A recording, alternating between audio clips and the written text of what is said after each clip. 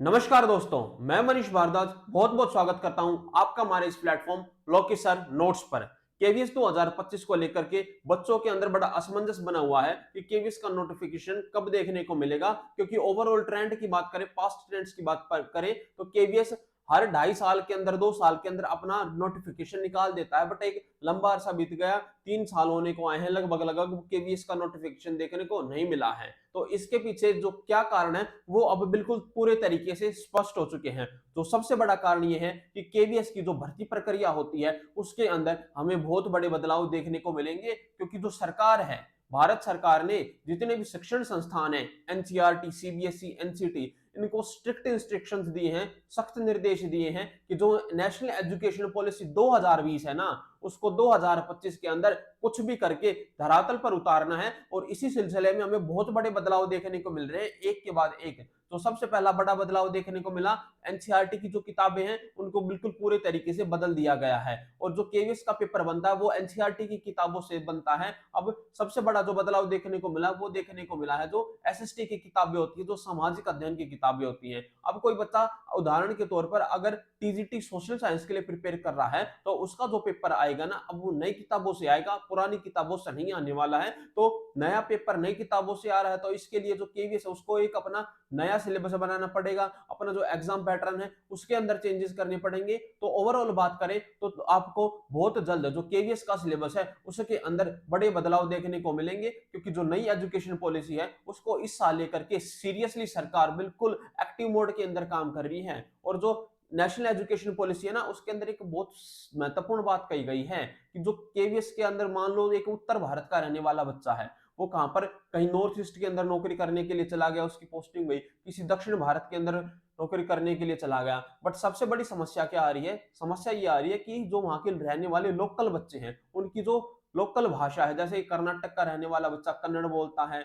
मलयालम बोलता है, तमिल, तेलुगु, यही भाषाएं तो उत्तर भारत के लोगों को नहीं आती हैं। तो इन सभी सारे के सारे जो असमंजस में फंसी हुई चीजें हैं, ये सारी की सारी जो समस्याएं हैं ना, इनको सोल्व करने का काम, इनको हल करने का काम केवीएस कर रहा है। और केवीएस ये देख रहा है कि किस तरीके से जो तमिलनाडु के अंदर उदाहरण के तौर पर अगर केवीएस की रिक्रूटमेंट करनी है तो वहां पर कैसे ही वहां के लोकल जो टीचर्स हैं, जो लोकल लेवल पर वहां पर लोग रहते हैं, उन्हीं को रिक्रूट किया जा सके। उत्तर भारत के लोग हैं वो उत्तर भारत के अंदर ही रह सके, नॉर्थ ईस्ट के रहने वाले लोग हैं वो नॉर्थ ईस्ट के अंदर ही रह सके। तो इसके लेकर के केवीएस के अंदर जो ये चल रहा है कि जो भर्ती प्रक्रिया होगी, जिस तरीके से रेलवे की भर्ती प्रक्रिया किसके माध्यम से होती है, जोन्स के माध्यम से होती है, तो केवीएस की भर्ती प्रक्रिया को भी जोन के माध्यम से कराया जाए। तो ये सारे के सारे काम केवीएस के अंदर इस टाइम पर चल रहे हैं। और जो सबसे बड़ा काम वो ये है कि सिलेबस के अंदर बदलाव होने वाले हैं, ये अब बिल्कुल तय हो चुका है। अगर एनसीईआरटी की किताबें बदल रही हैं तो सिलेबस भी बदलेगा, ये बिल्कुल 100% श्योरिटी है। क्योंकि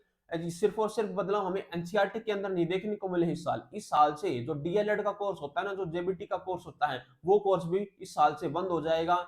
नया 1 साल का बीएड का कोर्स आने वाला है। और आज से 4 साल पहले सरकार ने एक नया कोर्स स्टार्ट किया था 2020 के अंदर। अगर तुम सच में सही में प्रिपरेशन कर रहे हो तो तुमने इसके बारे में जरूर सुना होगा, आईटीईपी कोर्स, ठीक है। जो देश के बड़े बड़े शिक्षण संस्थान थे, उदाहरण के तौर पर जैसे दिल्ली यूनिवर्सिटी, आईआईटीज, इनके अंदर किया था। 2024 के अंदर उसका पूरा एक बैच पास आउट होके निकल चुका है। अब वो बच्चे भी तैयार है एग्जाम्स के अंदर बैठने के लिए। तो जिस तरीके से जो एनसीटी होती है वो राजपत्र निकालती है, उस राजपत्र में लिखा हुआ होता है कि उदाहरण के तौर पर पीआरटी के अंदर कौन कौन एलिजिबल है, डीएलएड वाला बच्चा एलिजिबल है, बीएलएड वाला बच्चा एलिजिबल है। तो अब वहां पर एक कॉलम और ऐड करना पड़ेगा कि जो आईटीईपी वाला बच्चा है वो भी उसके लिए अब योग्य है। तो इस काम को करने के अंदर भी काफी लंबा समय लग जाता है। इसकी वजह से हमें केवीएस के नोटिफिकेशन के अंदर देरी देखने को मिल रही है। अब सबसे बड़ा सवाल, सिलेबस बदल रहा है तो हम तैयारी कहां से करें। जो बच्चे तैयारी कर रहे हैं साइकोलॉजी की,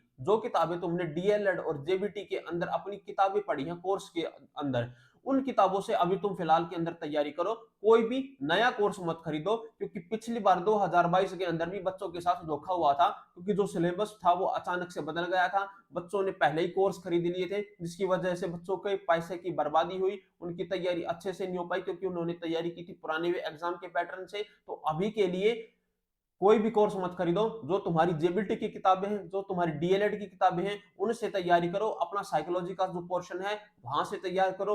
प्रीवियस ईयर के एचटेट के जो क्वेश्चंस होते हैं उनको लगाओ, क्योंकि जो सीटेट के क्वेश्चंस होते हैं वो तो बहुत हल्के क्वेश्चन होते हैं, पर जो एचटेट के अंदर क्वेश्चंस आते हैं या फिर जो सुपर टेट के क्वेश्चंस होते हैं वो अच्छे क्वालिटी के क्वेश्चंस होते हैं, उन क्वेश्चंस को लगाओ। अलग अलग जो प्रीवियस ईयर्स आ रखे हैं वहां से तुम कर सकते हो, जो प्रीवियस ईयर लगा सकते हो। और अब की बार जो केवीएस का एग्जाम है वो तुम्हें ऑफलाइन देखने को मिलेगा, केवीएस का एग्जाम ऑनलाइन नहीं होगा, क्योंकि पिछली बार केवीएस की काफी बदनामी हुई है इसी चीज को लेकर के। ऑनलाइन के अंदर पेपर लीक हुआ था, ऐसी बहुत सारी खबरें देखने को मिली थी।